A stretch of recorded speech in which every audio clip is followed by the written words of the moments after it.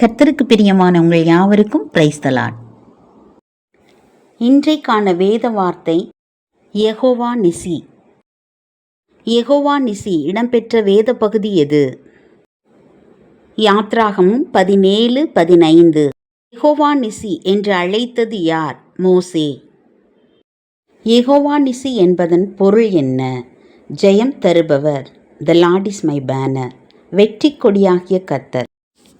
யாத்ராகமம் 17ஆம் அதிகாரத்தில் தேவனால் தெரிந்து கொள்ளப்பட்டவர்களோடு அமலேக்கியர் யுத்தத்திற்கு வந்தார்கள்.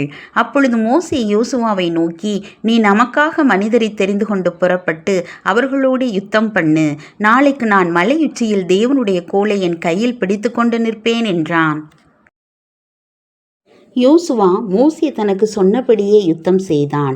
மோசே தன் கையை ஏறெடுத்திருக்கையில் இஸ்ரவேலர் மேற்கொண்டார்கள்.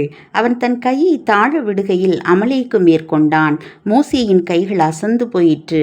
அப்பொழுது அவர்கள் ஒரு கல்லை கொண்டு வந்து அவன் கீழே வைத்தார்கள். அதன் மேல் உட்கார்ந்தான். ஆரோனும் ஊரும் ஒருவன் ஒரு பக்கத்திலும் ஒருவன் மறுபக்கத்திலும் இருந்து அவன் கைகளை தாங்கினார்கள். இவ்விதமாய் அவன் கைகள் சூரியன் அஸ்தமிக்கும் வரையும் ஒரே நிலையாயிருந்தது. யோசுவா அமலேக்கையும் அவன் ஜனங்களையும் முறியடித்தான். மோசே வானத்திற்கு நேராக தேவனை நோக்கி தன் கரங்களை உயர்த்திய போது வெற்றி கர்த்தரிடத்திலிருந்து வந்தது.